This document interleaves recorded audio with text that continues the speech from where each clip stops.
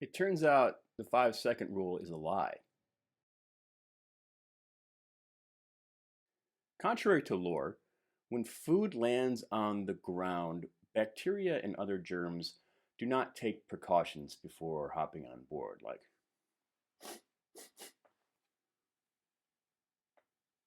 okay, it's good. It also turns out that surfaces, particularly those touched by shoes that you have worn outside or in the bathroom, are not clean. So therefore, food that falls on such a floor should be discarded immediately or fed to outdoor animals.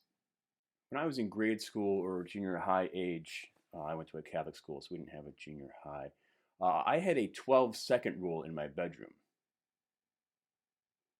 It's not what you're thinking. Get your mind out of the gutter. My first compact disc player had this feature where you'd lay a disc on the tray, press a button, and the tray would close. Are you still following me? Because this is advanced stuff. And the player would sample each track on the disc for 12 seconds before skipping to the next one. Looking back, what a useless feature, right? Imagine it's 1990. You've just spent $15 on a new album, which is $34 in today's money. Then an eternity spent delicately opening the long box or getting the cellophane off. Remember they had those stickers on top? Maybe they still do that. And then after 144 seconds of listening, you've decided whether or not you're ever going to listen to a full song. My best friend loved it because I was constantly shoving new music on him, and when he couldn't be bothered, he'd just submit something I'd fallen in love with to the 12-second test.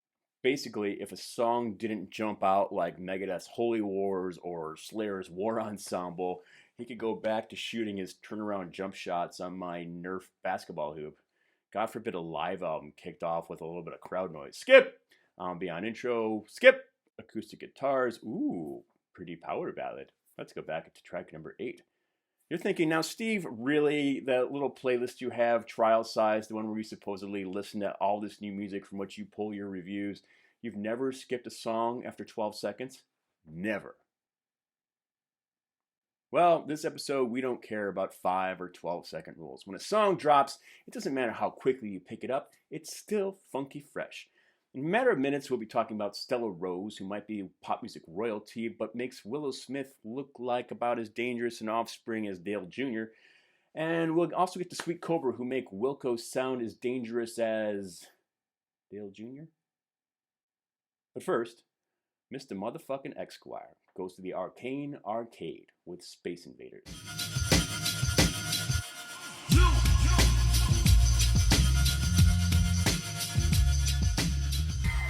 Mr. Muthafuckin eXquire was an artist, one of those artists who are seemingly everywhere suddenly, and then immediately it's like, did I dream that? Remember LMFAO? Shots and Party Rock were inescapable. They disappeared so soon that I started to believe that it was really just a Key and Peele episode.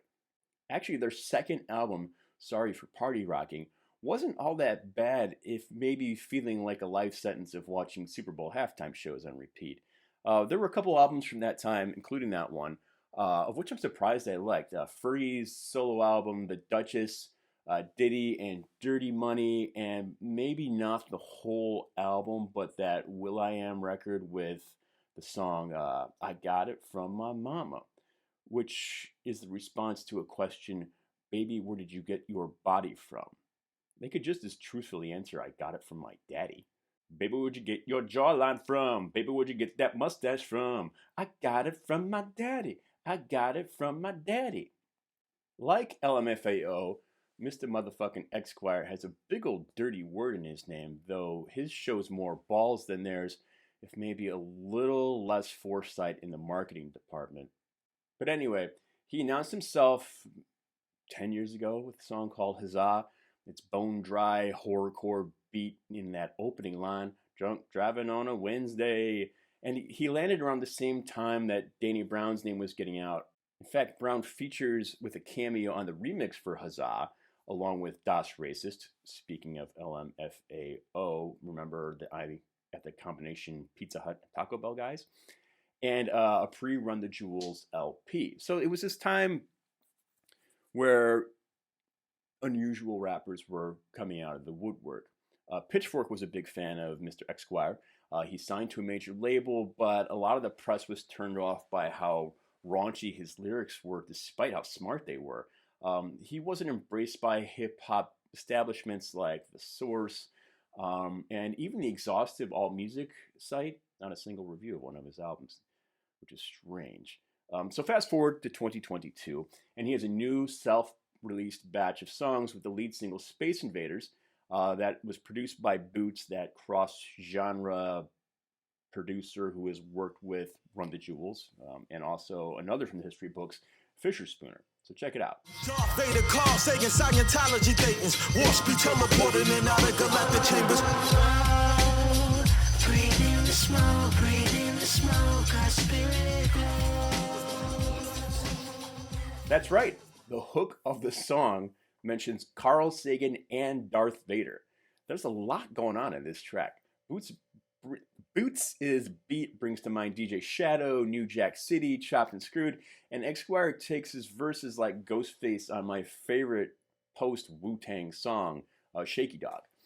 Anyway, as alluded to, Space Invaders is a single from the I Love You 'Cause You Ugly 2 Volume 1 mixtape released on his own Chocolate Rabbit imprint. Other key tracks include Follow Me and Ruzzle. The links are below.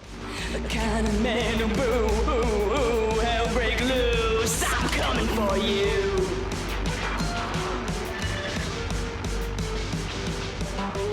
Beat me bloody, rubbish. A while back, my friend Nate went to Guatemala with his family, and at some point during the trip, someone had to visit the emergency room. The healthcare system in Guatemala is reputable, but naturally, the farther away you are from the city, the fewer and farther between the doctors are. So apparently their stay in the waiting lounge was excruciating. At least the coffee was top-notch, right? That's what I said to him. That's a Guatemala joke.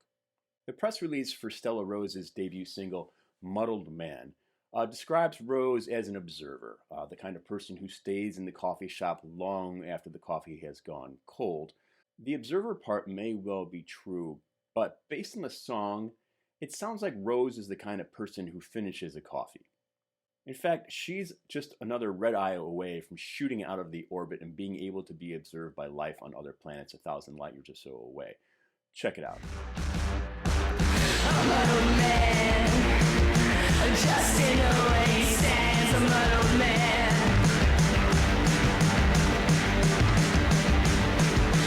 A muddled man didn't know what to do with his savings when he had the chance. A muddled man.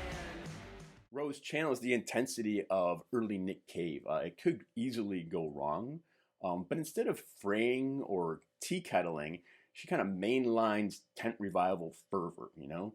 The head-splitting beat has all the subtlety of a nail gun with an auto-sear, while the razor wire descending bass line obscures a smear of really strange instruments buried in the mix. I think I hear there's some synths, some Spanish guitar maybe, and they kind of add to this growing chaos in the song, this caffeine. In what's somewhat of a love song, Rose spits and boo-hoos, but maintains a simmer, like PJ Harvey creating divots in the stage floor with spiked heels. The whole song inevitably collapses, but Muddled Man isn't finished. It's tangled in satin bed sheets and sweating. Rose sees things out in an exhausted sexual euphoria, or she's launched by an explosion across the rooftops and past the horizon, muddled with her man. Interestingly enough, live versions available of the song on YouTube from 2021 show that the song was originally much slower, at least in many parts. It wasn't the constant beat. It would speed up with only brief forays into the faster sections. I guess she hadn't moved on to the coffee and Red Bull yet. But hey, Stella, I referred to the movie Real Genius in the last episode, and there's a line that I think might help you here. There are many decaffeinated brands in the market that taste just as good as the real thing. Muddled Man, as noted, is Rose's debut single, and it was released by KRO Records. There are hints, suggestions that an album is forthcoming. No tour dates as of now, though she frequently plays around New York. And Stella Rose, by the way, is the daughter of Depeche Mode's Dave Gahan. Links are below.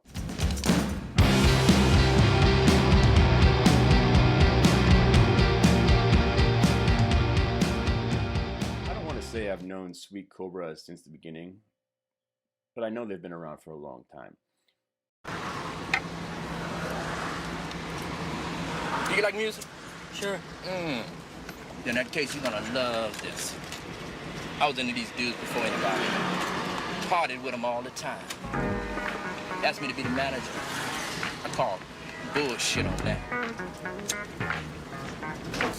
Managing the pop group? Hey, no job for no man.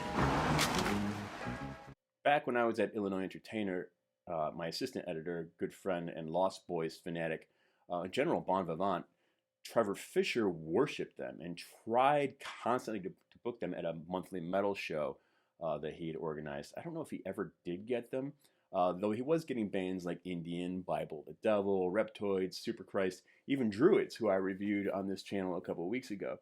Despite this, I don't know if I've ever spoken Sweet Cobra's name out loud, much less reviewed them. I'm tying this into the Entertainer for a reason, however. One year, our office phone system was updated, and as a joke, my then boss, Althea Legaspi, entered my name into my desk phone as Wilcoholic. But that was too long, apparently, and so it showed up on the display only as Wilco Ho. We didn't do workplace walkouts back in the aughts, so if your boss called you a slut, you just went with it. Yes, Steve, thanks for tying that all together. Coats by Sweet Cobra is the heaviest Wilco song you can imagine. Check it out.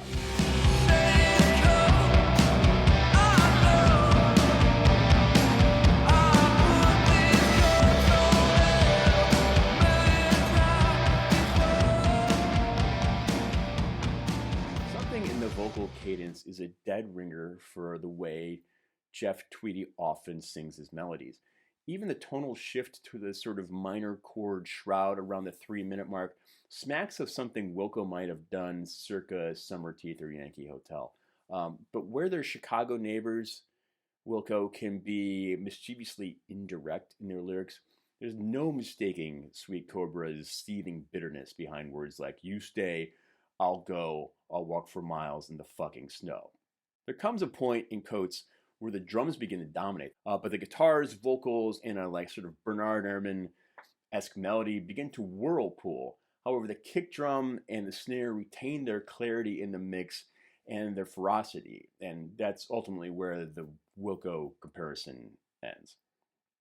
Sweet Cobra released the album Threes digitally on Pax Eternum, and it will be on vinyl in January via Hawthorne Street Records. The band played the Empty Bottle in Chicago on December 16th. Links are below. Okay, before I release you back into the world, I wanted to talk about Spotify Wrapped. I know Spotify isn't good to working musicians, and I can say more than often than not that I do purchase the music you hear in these episodes, and I encourage you to do the same. However, I did want to massage my ego a little in regards to Ess-Fo. According to the Spotify Wrapped stats for me, and everyone gets this at the end of the year, a sort of compilation of your listening habits, I listen to music in 132 different genres, most of which I've never even heard of. I spent 46,000 minutes, or approximately 32 days listening, 9,345 songs by 5,971 different artists. That's not including all the songs that fail the 12-second test. My top song, a total of 27 listens, was Rapture in Blue by Cautious Clay. Incidentally, the first song I reviewed on my first episode. I have not streamed a minute of Taylor Swift. New music by new and more deserving artists only. Have a happy new year. Baby, where'd you get those bow legs from? Baby, where's that alopecia from? I got it from my daddy. I got it from my daddy.